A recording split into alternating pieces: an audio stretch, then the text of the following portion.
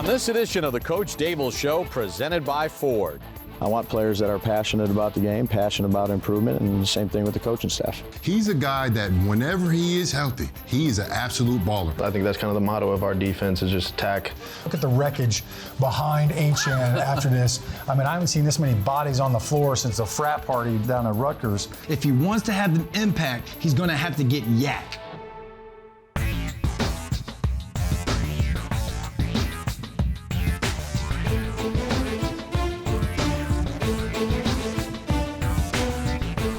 Welcome to another edition of the Coach Daboll Show. The Giants take on the Dolphins in Miami on Sunday afternoon. Bob Papa, along with the head coach of the New York Giants, Brian Daboll, and Super Bowl champion Shaun O'Hara. Coach, obviously Monday night didn't go the way you had planned, and now you got a short week to take on a fast, quick Miami team. How do you manage the week and trying to get ready for such a good opponent? Yeah, in here early, right after the game. Looked at some of the stuff that we had to see and improve on from the tape, and then jump right into Miami. It'll be a short week and a lot of hours, but that's such the case in a short week. Yeah, I know players like being coached. You like being taught how to do things well. Not every player likes being corrected, but when you see players kind of showing some frustration on the field, is that a good thing? And how do you harness that? Yeah, I mean, football's an emotional game, so we put a lot into it each week to go out there and play and coach at our best. And, we didn't get that job done, last week, the week before. So that's the National Football League. So, I want players that are passionate about the game, passionate about improvement, and the same thing with the coaching staff. Yeah, I think that's a big part of the game. You got to have that passion week in and week out. This week, no different. Obviously, Miami Dolphins offensively, usually you're preparing for a team and it's like, okay, they run the ball really well, or hey, they're a really good passing team. They do both really well. So which one are you looking at like, all right, we have to stop this one first to make the other one a little bit easier? Yeah, I mean, they have explosive players, and I have a lot of familiarity with Tua, having coached him at Alabama, a tremendous amount of respect for him. And look at their perimeter players and Tyreek and Waddle, and those are two of the fastest guys, most dynamic players that can score touchdowns in a hurry. So we have to do a great job, trying to prevent as best we can the deep ball, and doing a good job of tackling their runners they're all fast. This is like a track team right here. It's a rookie runner, the receivers, they just have speed all the way around, and they do a good job of utilizing it. Coach, when you take a look at them defensively, Van Ginkel's played really well. He's got 3 sacks this year. They bring pressure from a lot of different places. And then Howard's a dangerous corner, 29 career interceptions. What are some of the things that they do well that you'll have to be on alert for? Yeah, I'd say Vic Fangio is an outstanding coordinator, been doing it for a long time, and does a great job of putting all his players in position. It's the first year in the system. And I think that they all contribute. They understand how he wants to play. And again, you have an explosive offense that helps the defense. They play good complementary football. We're going to have to do a good job of really understanding our assignments and executing well. Other than showing your team, hey, look, this is who they are. You mentioned the speed on offense. They do look like a 4x1 relay team. How do you simulate that in practice? Do you start the receivers 5 yards downfield already just to say this is how quick they're going to be on you? Yeah, you try to get your fastest guys out there to give the best look they can. Sometimes you can move them up a little bit to get them on them quick. But again, they've scored a lot of points this year in a hurry too. 70 points in one game against Denver, that's almost unheard of. You've gone against Tyreek Hill, whether you were in Buffalo, now here with the Giants, you're going to go against him.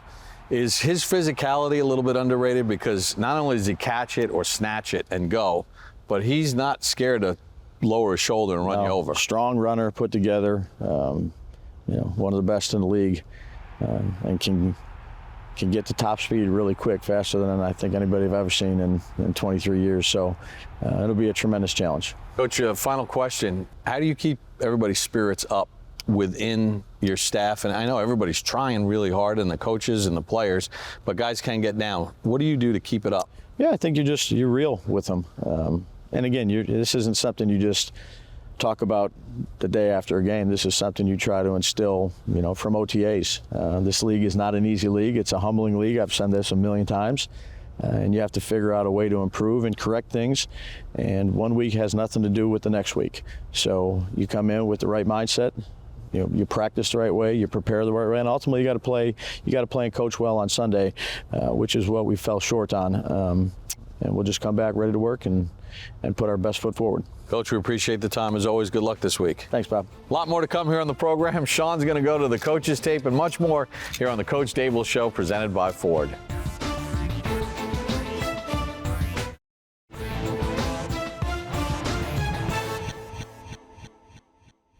Welcome back to the Coach Daboll Show. I'm here with linebacker Michael McFadden. And you have yourself a pretty impressive journey here with Big Blue. You've earned the right to be one of the starting linebackers here. When you put the jersey on and you run out of that tunnel, what emotions are going through your body and your mind?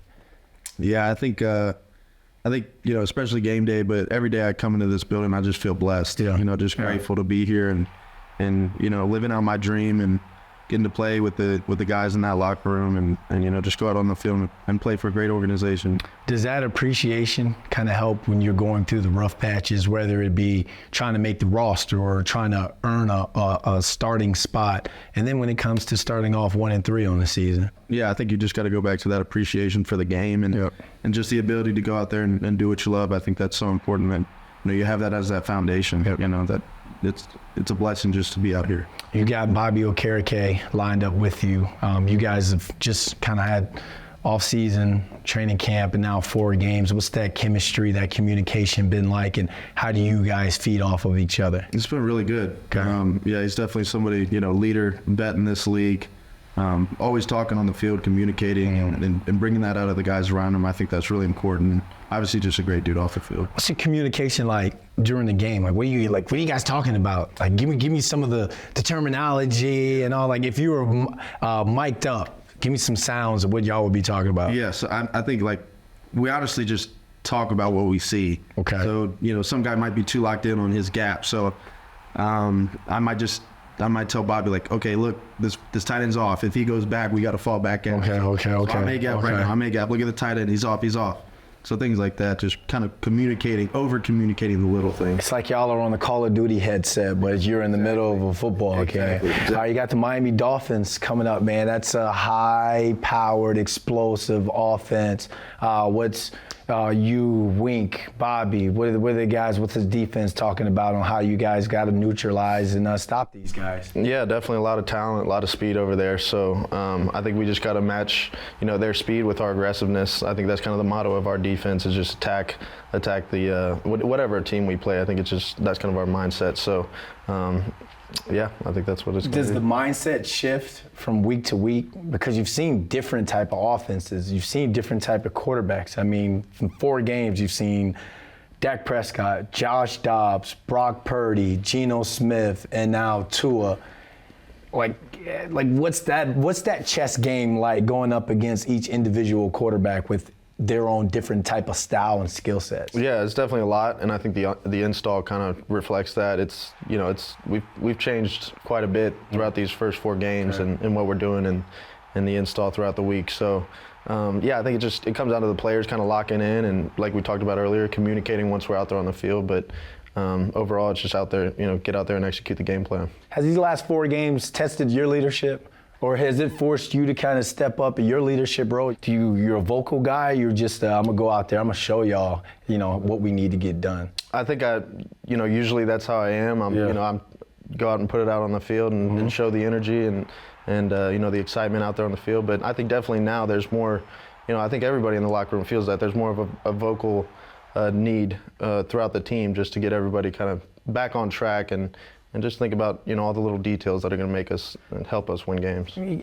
It's NFL. It's darn near a baseball season with how many games I feel like you guys play now, as opposed, one more than when I played, but it just feels like the season is more drawn out. And now you got the extra playoff spot, so teams stay in it longer. Should everybody just trust that you guys are going to get this thing right and fix whatever it is it's going on? Yeah, and I think, part of that is just, there's going to be a new opinion every week, right? There's going to be something different that we need to correct and fix throughout, week-to-week basis. So I think for us, realize it's a long season, but at the same time, we do got to kind of, turn things around and start, get that momentum back that, that we're used to. All right, good luck on Sunday, man. All right, we got more of the Coach Daboll Show coming up next.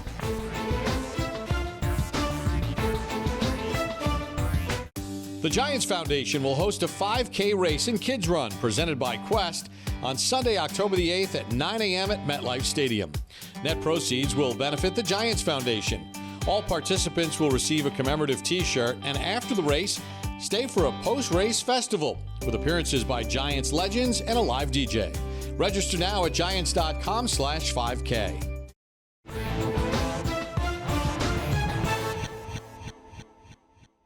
Welcome back to the Coach Daboll Show, presented by Ford. The Giants are in South Florida on Sunday afternoon when they take on the Dolphins. Time for head-to-head.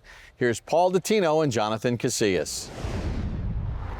All right, so let's look at some of the key matchups for this Giants-Dolphins game on Sunday. Jonathan, our first head-to-head matchup is Austin Jackson against Azeez Ojulari.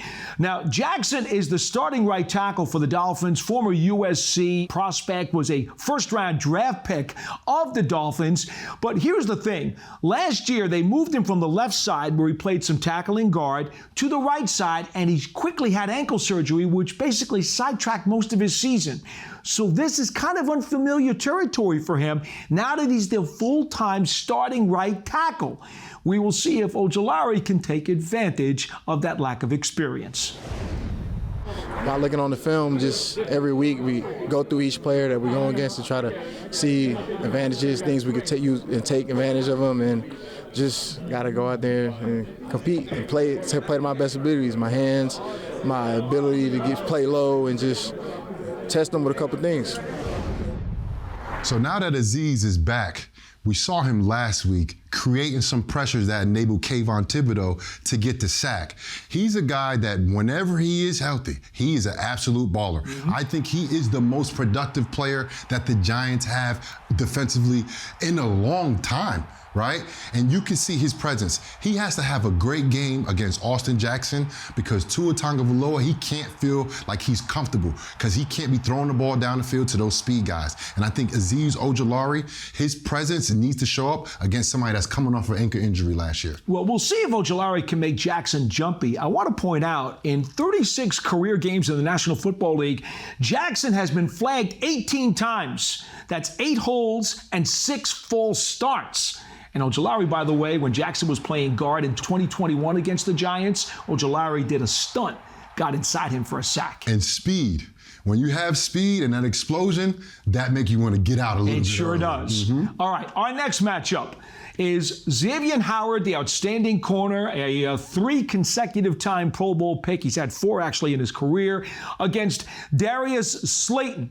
Now, Howard, he has done it all. He's a big, tall, 6-foot-plus corner who has made life miserable for many opposing quarterbacks and receivers. Slayton knows the story. You know, obviously, he had the big year. And over his career, he's had a lot of interceptions, but he had a big year with double-digit interceptions. I think 10. Led the league. Yeah, led with the 10. League. So rare ball skills, you know. You don't catch 10-plus picks if you don't have elite ball skills. So I think that's maybe one of his more understated abilities, is that when the ball's in the air, he does a good job of going to get it. But obviously, you know, he's a big, strong guy as well. I actually talked to Slayton about Xavier Howard, and he thought the same thing that I thought. Yes, he's not as young as he used to be when he had 10 interceptions in 2020. Neither are we. Right. But he said he's a strong, very technical corner. And of course, for you to be as good as he is for as long as he is, you have to be technical. And this is where I think Darius Slayton, with his speed, can kind of make his technique a little bit softer, because you don't want to be playing up against a guy that can run past you like Darius Slayton could.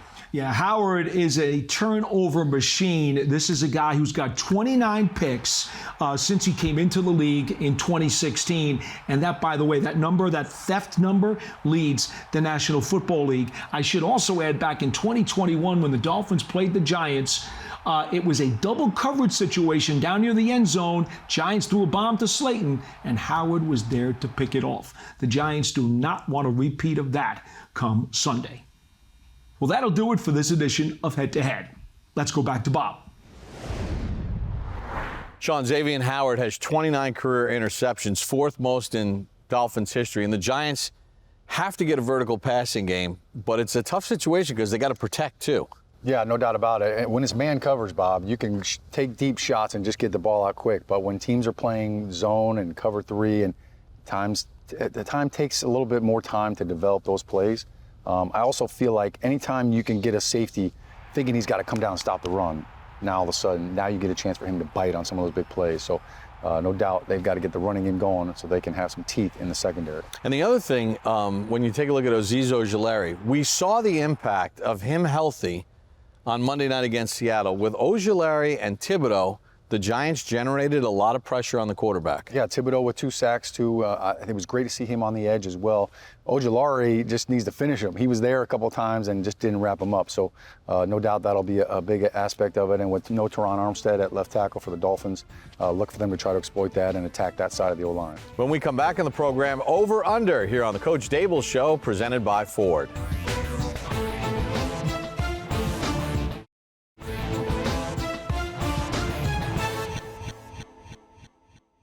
Welcome back to the Coach Daboll Show, presented by Ford. Giants and Dolphins in Miami on Sunday, a 1 o'clock kickoff. Time for Over Under. Here's Madeline Burke. Thanks so much. Time for some Week 5 Over-Under presented by the New York Lottery. I'm Madeline Burke alongside Jonathan Casillas and Brandon London. Guys, you know how it goes. We'll send out a stat and see if you think the Giants will go over or under. Starting, of course, Casillas with sacks. Over-under a sack and a half from Kayvon Thibodeau this week in Miami. Well, first off, Kayvon Thibodeau had 2 sacks last week, but I attribute that to Ojulari being back. I think the first sack we saw Ojulari getting that pressure up, and then the up and under from Kayvon Thibodeau with the quarterback stepping up. But I think that was a little bit of an anomaly. I think, Kayvon having 2 sacks, of course, we want that to happen. I just don't think he's going to be able to produce that on a consistent basis.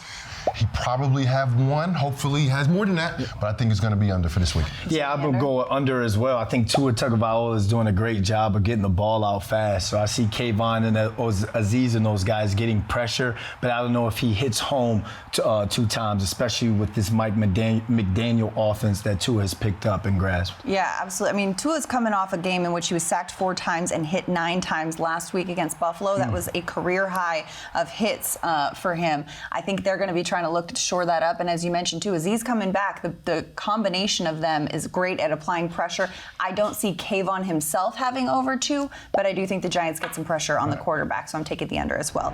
All right, Brandon, I'm starting with you on this one. Over under 100 rushing yards for the Giants. I'm gonna have to go under on this one. It's a prove-it league. The Giants are gonna have to prove that they can run the ball, and not only run the ball, but hit chunk plays within the run game. You want to see Daniel Jones use his legs more, get more called and designed runs, but at the end of the day, JC, it's a prove-it league. They're going to have to go out there and force the ball down the Dolphins' throats, per se, to show that that run game can get over 100. Yeah, look, I agree with you, but at the same time, the philosophy of the Giants needs to be establish the physical presence, establish the run game early. Saquon, if he's playing, definitely give the ball to Saquon. Breeder's a terrific back. Daniel Jones, not only with the RPO game, but also those timely scrambles, which we've seen from Daniel Jones his whole entire career. I think the Giants have to hit over 100 yards, and they will. Have to. I'm taking the over as well, because especially if Saquon Barkley is back on the field with this Giants team, they're going to be feeding him the ball.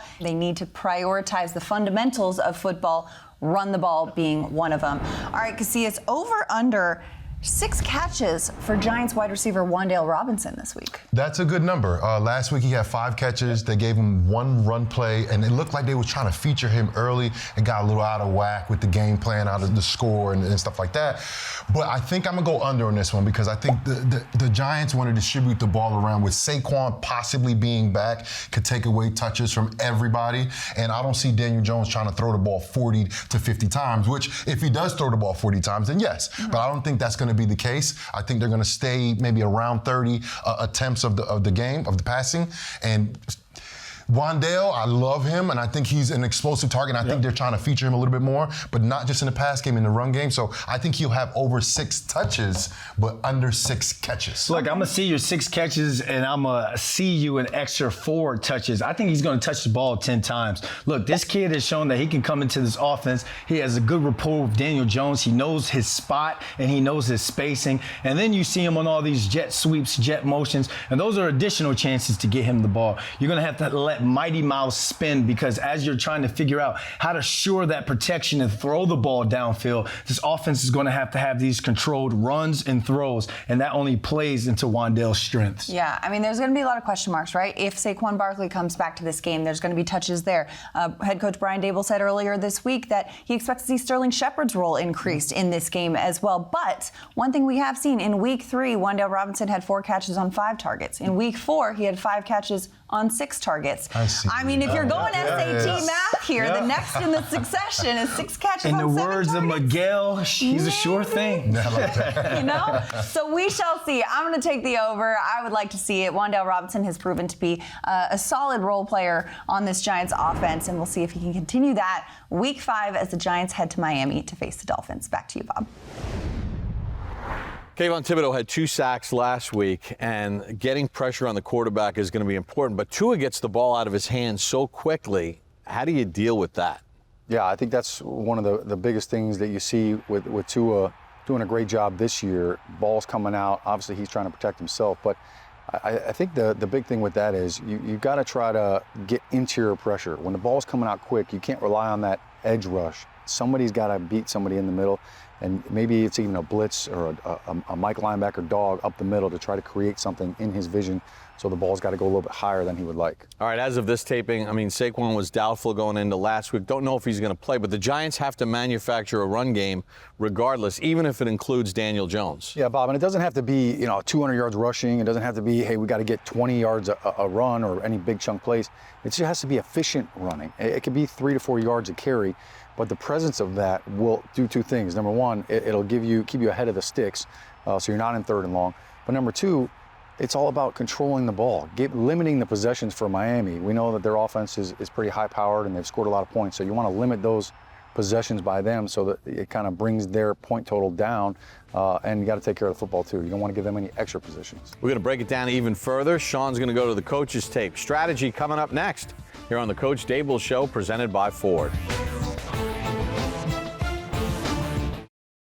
Welcome back to the Coach Daboll Show, presented by Ford. Sunday, the Giants take on the Dolphins in Miami. And Shaun, it's time for this week's edition of Strategy, and it's going to be tough on the Giants. Miami has scored 20 offensive touchdowns, and they can hit you on a lot of levels, starting with 7-time Pro Bowler Tyreek Hill. Yeah, the name of the game is speed, Bob, and that's exactly what you're faced with for the Giants and every other NFL defense. You mentioned Tyreek Hill. Here he is right down here on the bottom of the screen. And defensively, what you have to do is you got to figure out, all right, how do we eliminate the big plays? How do we find a way to slow him down? And really for Miami, what they're trying to do is it's all about spacing. So they're trying to create space. And one of the things that you see are defensively, a lot of teams, and the Giants included, are probably going to do this.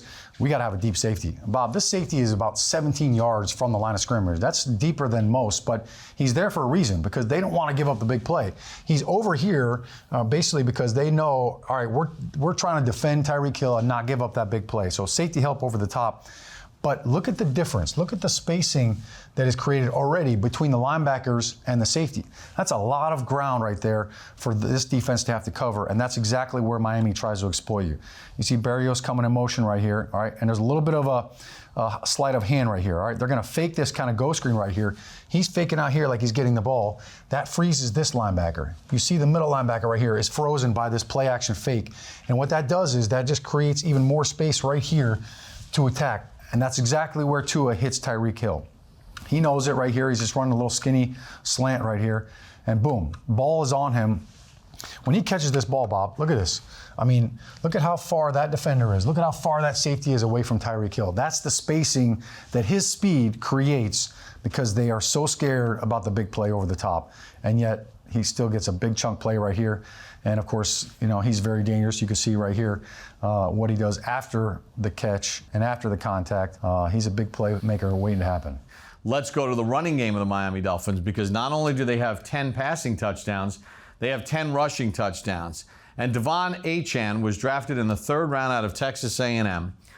He was an All-American in the 100-meter, 200-meter, and 4x100 meter relay, and we see it on display here. Yeah, it sounds like he's got a little Ricky Bobby in him. He wants to go fast. I think that's one of the challenges. Usually teams, hey, they have a great deep vertical threat in the passing game.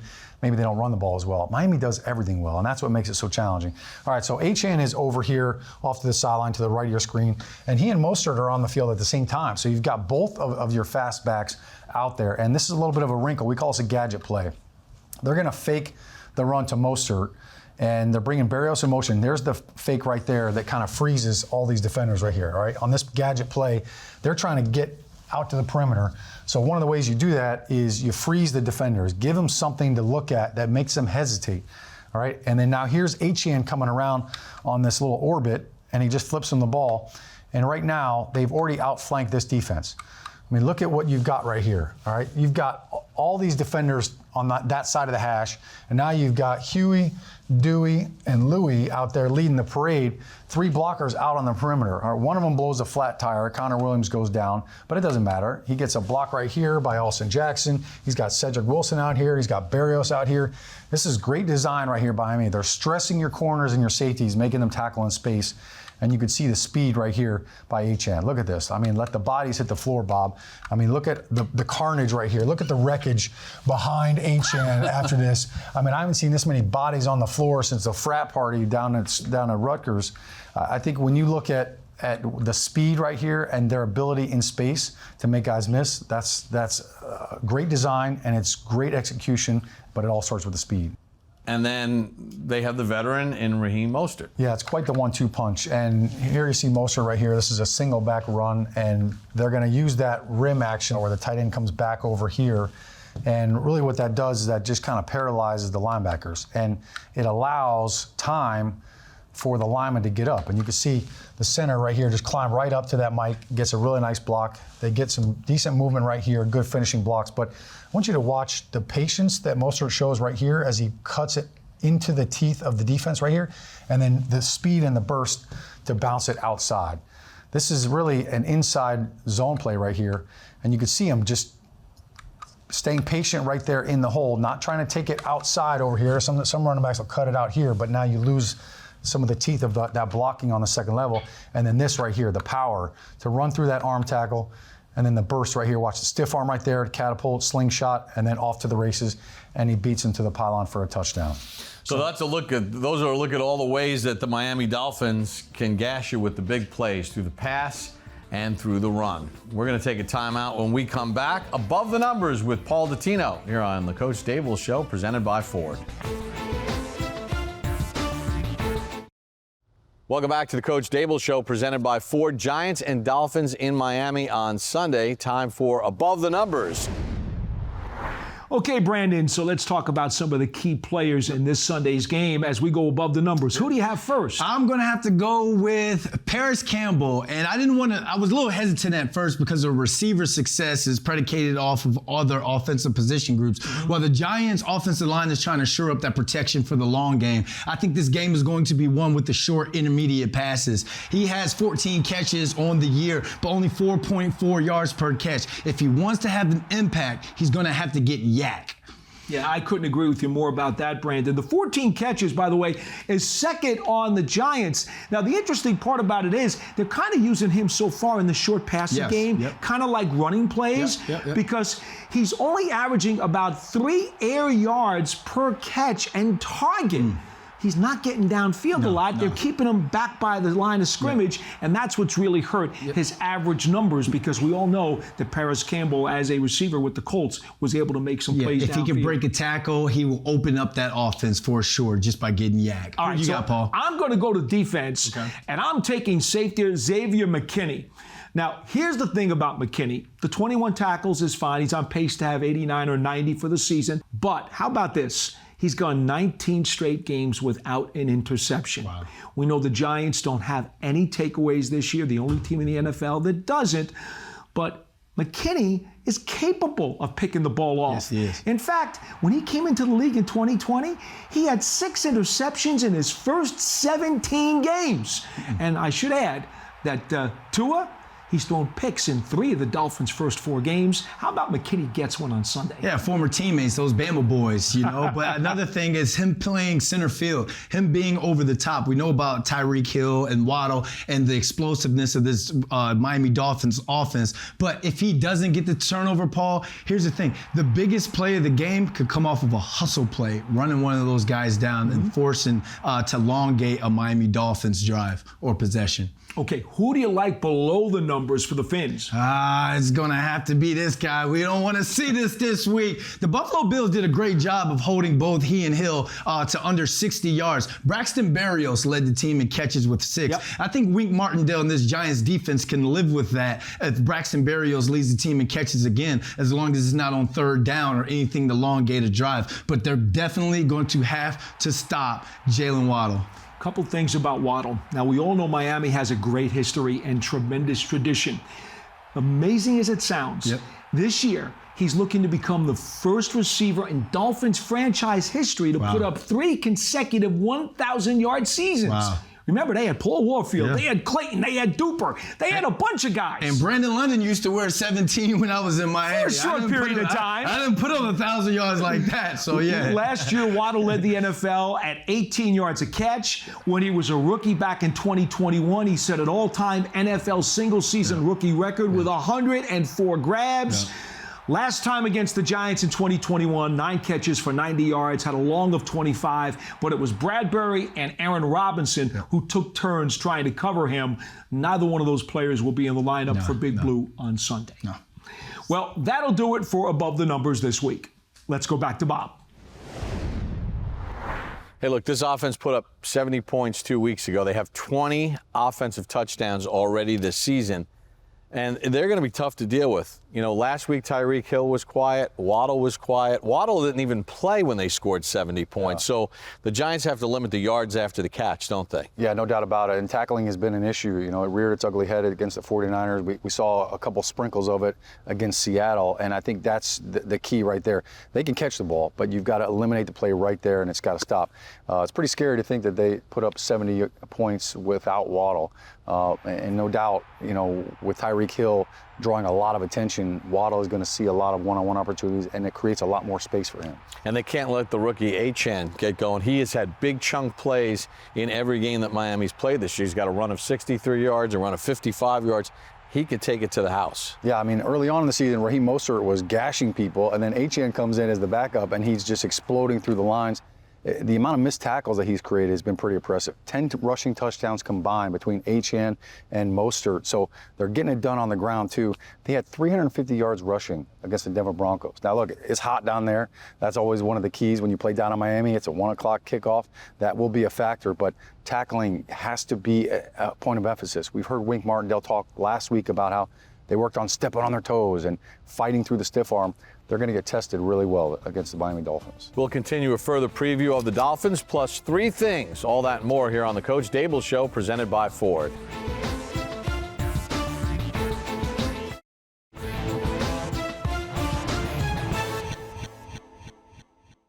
Welcome back to the Coach Daboll Show, presented by Ford. Time for this week's edition of 3 Things with Madeline Burke. It's week 5 and the Giants are headed to Miami to face the Dolphins. I'm Madeline Burke with 3 things you need to know. Now, the Giants and Dolphins have only played each other previously 10 times. That's the fewest amount of matchups between 2 teams that were both in existence at the 1970 merger. And the Giants will need to protect quarterback Daniel Jones against a Miami defense with a lot of options for pressure. The Dolphins have 9 different players with at least a half a sack on the season. That's tied for the second most in the NFL. And Dolphins quarterback Tua Tagovailoa is 14-4 at home in his career, including 1-0 at home in 2023. That's the fewest losses by a starting quarterback with 15 or more home games since 2020. And that's a wrap for 3 things you need to know for week 5. Back to you, Bob.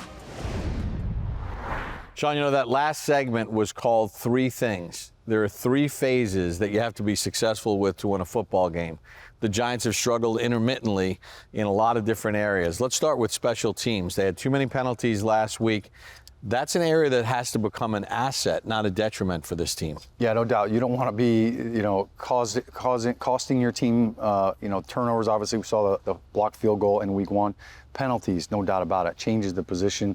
You get a good return and there's a penalty, all of a sudden that's a huge swing. It can be a 30-yard swing before you know it. I think Thomas McGahee understands, look, here's the things we need to fix. He's a good coach. He was one of my special teams coach when I played, so I know he's very thorough. I know that they're being taught the right way to do it.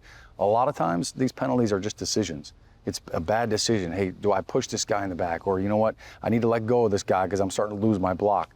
Those are things that the players have to clean up, and it's something you see on film, and look, you're held accountable. But you no doubt, as a special teamer, you get excited when you make a big play and you get to send the offense out. Hey, we gave you great field position. Or defensively, we downed the punt down on the 1 here. You're going to get to go out there and you got them backed up against the goal line. So there's an energy aspect to the team that you bring as a special teamer as well. Starting fast is going to be imperative. We know the Giants have not started fast. In fact, they haven't started at all in the first half of these games. Despite the fact that Miami lost last week in Buffalo in a lopsided game, they scored touchdowns on their first 2 possessions. The first 4 possessions of that game, Buffalo went down the field and scored touchdowns. Miami did. So you know they're going to start fast. How do the Giants start fast this week? Yeah, I think it's going to be interesting to see if they go no huddle. Sometimes when you're trying to provide some spark and rhythm to your offense, you go a little up tempo and you try to speed things up a little bit, and maybe that puts the defense on their heels. But I think you just can't have any mental errors. The first 15 plays, we used to always script them, and so you knew. All right, here's play 1, here's play 2. Now you may get off script depending on if it's 3rd and 1 or a short yardage situation, but you know the plays. There is no excuse for any mental errors. There can't be any mental busts. And when everybody's doing their job and you don't have any mental errors, that's when you kind of string together some plays. So no doubt it's paramount. The Giants are still looking for their first half touchdown of the season, which hopefully will come in the first quarter. You've been part of some great offensive lines and offensive lines that have had bad games. How do you rinse it? How do you learn from it, yet rinse it so that it doesn't affect you next week? Yeah, I think you have to take your medicine. You've got to watch the film and you got to say, look, this is the consistent issue that we're dealing with. And, the recipe for struggles as an offensive line is constant turnover. And that's what the Giants have really had. It's, Andrew Thomas missing time at left tackle, Ezeudu moving out, Shane Lemieux's in at guard, Bredeson's in at center now. And that constant revolving door in the interior of the offensive line is that's one of the fastest ways to create havoc on an offense. Chemistry is so big. You have to have that, and you only get that with reps, with time, and really it's game reps. You can simulate stuff in practice, but it's never the same speed, never the same intensity. So game reps together as a unit is the only way you get better, and that's one of the things that they've been struggling with. Passing off twists is the hardest thing for offensive linemen to do. Everybody knows this pass. They know it. They're coming after you. You're on the road. It's a silent count. And you've got guys that they don't have 1,000 reps together. So there's some growing pains that are going on right there. But in the NFL, there's not a lot of patience for that growth. This week's game between the Giants and Miami are brought to you by Invisalign, the official smile of the New York Giants. Make sure after the game you tune in to MSG for Giants Postgame Live for all the reaction for the Giants and Dolphins. So for Shaun O'Hara, Coach Daboll, and our entire crew, I'm Bob Papa. Thanks for joining us for this edition of the Coach Daboll Show, presented by Ford.